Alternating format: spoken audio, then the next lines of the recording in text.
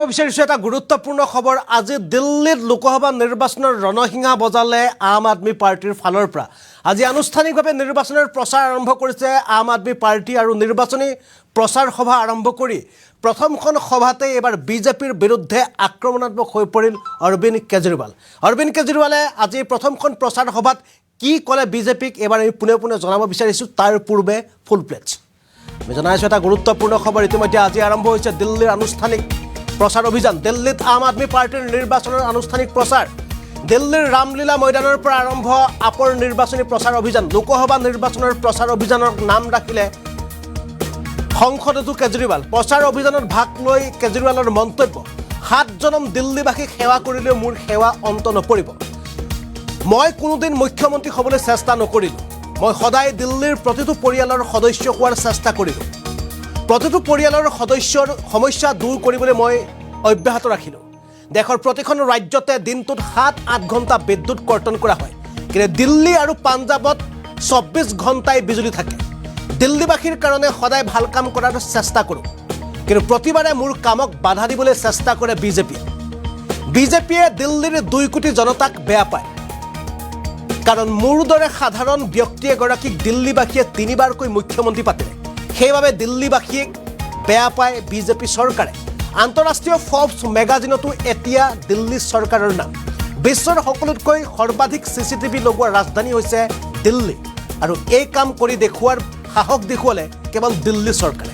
দিল্লীত আম আদমি পাৰ্টিৰ নিৰ্বাচনী প্ৰচাৰ অভিযান আৰম্ভ হৈছে। আমি ইতিমধ্যে জনাইছোঁ আজি আনুষ্ঠানিকভাৱে আম আদমি পাৰ্টিৰ ফালৰ পৰা প্ৰচাৰ অভিযান আৰম্ভ কৰিছে। ইতিমধ্যে তেওঁলোকে প্ৰচাৰ অভিযানৰ যি লোকসভা নিৰ্বাচনৰ যি প্ৰচাৰ অভিযান তেওঁলোকে নাম ৰাখিছে সংসদতো কেজৰিৱাল, আৰু সংসদতো কেজৰিৱাল যি প্ৰচাৰ অভিযান তাক লৈ তেওঁলোকে ইতিমধ্যে প্ৰচাৰ পত্ৰিকা তেওঁলোকে আজিৰ দিনটোত শুভ আৰম্ভ কৰিছে। ইতিমধ্যে প্ৰথমখন ৰাজহুৱা সভাত অংশ লৈ কেজৰিৱালে তেওঁ মন্তব্য ৰাখিছে আৰু বহুকেইটা বিস্ফোৰক অভিযোগ উত্থাপন কৰিছে বিজেপিৰ বিৰুদ্ধে। দেশৰ প্ৰতিখন ৰাজ্যতে দিনটোত 7-8 ঘণ্টা বিদ্যুৎ কৰ্তন কৰা হয়, কিন্তু দিল্লী আৰু পাঞ্জাৱত দিনটোৰ 24 ঘণ্টাই বিজুলী অব্যাহত থাকে। এই মন্তব্য কেজৰিৱালৰ। দিল্লীবাসীৰ কাৰণে মই সদায় ভাল কাম কৰাৰ চেষ্টা কৰোঁ, কিন্তু প্ৰতিবাৰে মোৰ কামক বাধা দিবলৈ চেষ্টা কৰে বিজেপিয়ে দিল্লীৰ 2 কোটি জনতাক বেয়া পায়।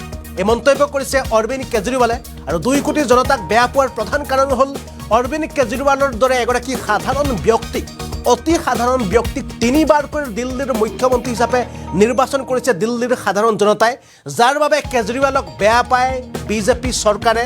অৰ্থাৎ কেজৰিৱালক দিল্লীৰ জনতাক বেয়া পায় বিজেপি চৰকাৰে। সেইবাবে কেজৰিৱালে দিল্লী জনতাৰ বাবে যি কাম কৰিব বিচাৰে সেই প্ৰতিটো কামৰ ক্ষেত্ৰত বাধা হৈ সৃষ্টি দিয়ে বা বাধা হৈ ধৰা দিয়ে বিজেপিয়ে। আমাৰ ওচৰত কেজৰিৱালৰ আজি নিৰ্বাচনী প্ৰথমখন সভাত অংশ লৈ কি মন্তব্য দিলে সেই সম্পৰ্কে আমাৰ ওচৰত মন্তব্য আহি পৰিছে। আমি এবাৰ দেখুৱাব বিচাৰিছোঁ কেজৰিৱালৰ সেই ভাষণৰ কিছু কিয়দংশ। आपसे ये दिल्ली के 2 करोड़ लोगों से नफरत करते हैं, और नफरत इसलिए करते हैं क्योंकि आपने इतनी जुर्रत की कि आपने 3 बार दिल्ली के एक छोटे से आदमी को, एक मामूली आदमी को दिल्ली का मुख्यमंत्री बना दिया। ये आपका कसूर है। आप लोगों ने 3 बार एक मामूली आदमी को दिल्ली की कुर्सी पे क्यों बिठा दिया? इसलिए बीजेपी वाले, LG और केंद्र सरकार आपसे नफरत करते हैं, बदला निकाल रहे हैं वो। संसद में भी केजरीवाल, तभी दिल्ली होगी और खुशहाल। आज से 12 साल पहले आम आदमी पार्टी बनी थी, और लगभग 10-11 साल पहले दिल्ली के लोगों ने ढेर सारा प्यार देके, विश्वास करके हम लोगों को भारी बहुमत देके जिताया था। आम आदमी पार्टी की सरकार बनाई थी। हम बहुत छोटे लोग हैं, मामूली लोग हैं, लेकिन दिल्ली के लोगों ने जितना प्यार और विश्वास हमें दिया है और इतनी बड़ी जिम्मेदारी दे दी, मैंने हमेशा कहा है कि मैं दिल्ली के लोगों का हमेशा एहसानमंद रहूंगा कि इस छोटे से आदमी को इतनी बड़ी जिम्मेदारी देके इतनी बड़ी कुर्सी पे बिठा दिया। 7 जन्म तक भी दिल्ली वालों की सेवा करता रहूं तो उनके एहसान नहीं चुका सकता मैंने भी पूरी कोशिश की है, कभी भी अपने आप को मुख्यमंत्री नहीं समझा। मैंने पूरी कोशिश की है दिल्ली के हर परिवार का बेटा बनके, हर परिवार का हिस्सा बनके, हर परिवार का, दिल्ली में 2 करोड़ 2.5 करोड़ लोग रहते हैं, हर परिवार का हिस्सा बनके उनके परिवार की मुश्किलों को दूर करने की कोशिश की है, हर परिवार का सहारा बनने की कोशिश की है। दिल्ली में किसी भी परिवार में कोई बीमार होता है तो तकलीफ यहां होती है। मैं अभी देख रहा था 2 दिन पहले, एक टीवी चैनल वाला एक बूढ़ी महिला से पूछ रहा था, और वो बूढ़ी महिला कह रही थी कि केजरीवाल की वजह से मेरी जान बच गई। उसने पूछा कैसे? वो अम्मा बोली मेरी बाईपास सर्जरी हुई है, 8 लाख रुपए का खर्चा था, मेरा बेटा 10-15 हजार रुपए महीना भी नहीं कमाता, वो तो नहीं भुगत सकता था। केजरीवाल के अस्पताल में मेरा सारा इलाज मुफ्त हो गया, एक पैसा नहीं देना पड़ा। आज मैं जिंदा हूं तो केवल केजरीवाल की वजह से जिंदा हूं। मैं उस अम्मा को कहना चाहता हूं कि मां, आपने हमें बहुत बड़ा आशीर्वाद दिया है, आज मैं जहां पे हूं आप ही की वजह से हूं, तो जो कुछ भी कर रहा हूं ये मेरा फर्ज है। हर दिल्ली वाले के परिवार को मैं किस तरह से मदद करूं, किस तरह से उनके परिवार की मुश्किलों को दूर करूं, ये मेरी कोशिश रहती है। दिल्ली के हर बच्चे को मेरी कोशिश है कि जैसी पढ़ाई मेरे बच्चों को मिली, जैसी अच्छी पढ़ाई मेरे बच्चों को मिली, इस देश ने मेरे बच्चों को अच्छी पढ़ाई दी, वैसी ही अच्छी पढ़ाई हर बच्चे को मिलनी चाहिए। मेरी कोशिश है कि जैसा इलाज मेरे को मिलता है जब मैं बीमार होता हूं, मेरे को भगवान ने बहुत कुछ दिया है, जैसा इलाज मेरे को मिलता है ऐसा इलाज मेरे दिल्ली के हर गरीब से गरीब आदमी को भी मिलना चाहिए। पैसे की कमी की वजह से कोई भी वो नहीं रहना चाहिए। आज दिल्ली में 24 घंटे बिजली मिलती है। पूरे देश में केवल 2 स्टेट हैं जहां 24 घंटे बिजली आती है, केवल दिल्ली और पंजाब।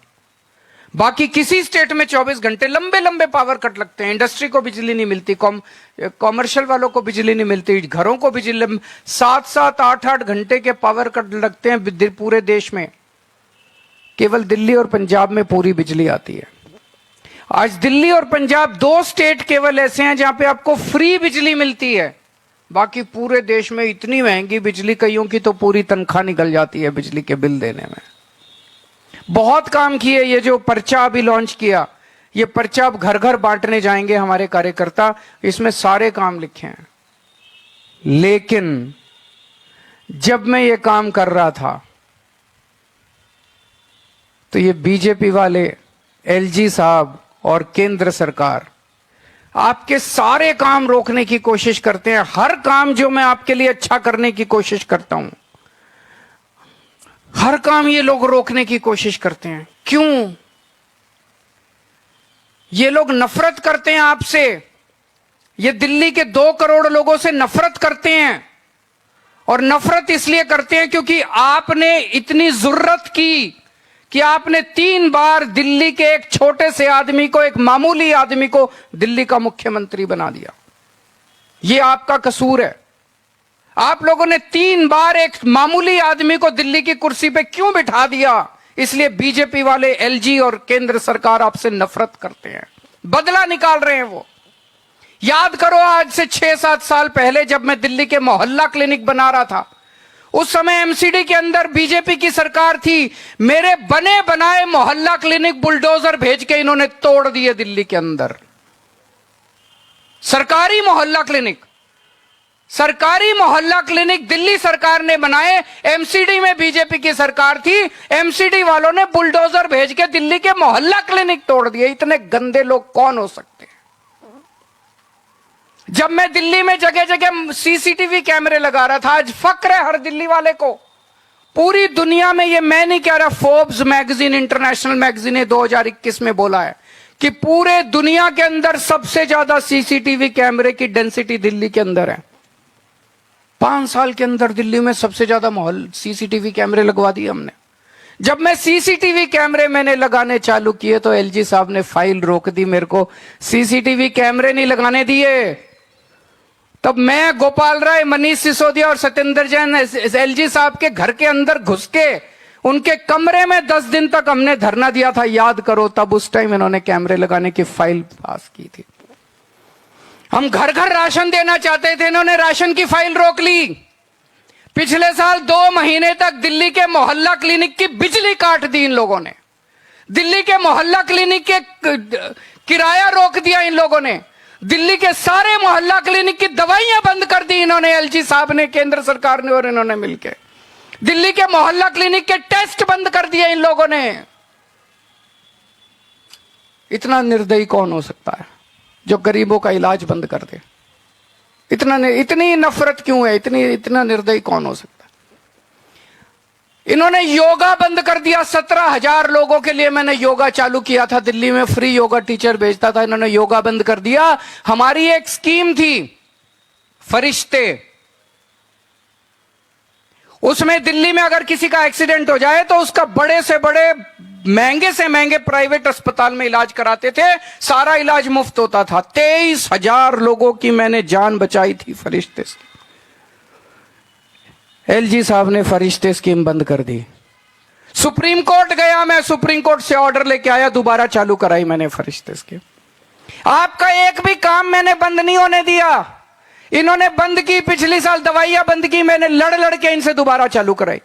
पिछले साल इन्होंने टेस्ट बंद किए, मैंने लड़ के दोबारा इनसे चालू कराए। मैं ये पूछना चाहता हूं, आपने 7 एमपी बनाए थे, वो 7 एमपी कहां थे जब आपकी दवाइयां बंद की जा रही थी, जब आपकी पढ़ाई बंद की जा रही थी, जब आपके योगा बंद किया जा रहा था, जब आपके अस्पतालों की दवाइयां? कहां थे ये 7 एमपी? ये तालियां बजा रहे थे। ये ताली, जब आपके घर में कोई बीमार होता है, ये एमपी ताली बजाते हैं, बड़ी खुशी मनाते हैं, पार्टी मनाते हैं, दिल्ली वाले बीमार पड़ गए। जब आपके बच्चों की पढ़ाई रुकते हैं, ये एमपी तालियां बजाते हैं, खुशियां मनाते हैं, पार्टी करते हैं। जब आपके बच्चे तरसते हैं किसी चीज के लिए, जब आपके घर के लोग तरसते हैं किसी चीज, ये एमपी ताली बजाते हैं। ऐसे लोगों को हमने पाल रखा है, दूध पिला रहे हैं हम ऐसे लोगों को। क्यों? जब संसद के अंदर ऑर्डिनेंस पास किया जा रहा था, दिल्ली के लोगों का हक छीना जा रहा था, कहां थे ये 7 एमपी? ये 7 एमपी तालियां बजा रहे थे। एलजी के पास जा जाके ये 7 एमपी आपके काम रुकवाते हैं। क्यों देते हैं हम ऐसे लोगों को वोट? ये लोग नफरत करते हैं आपसे।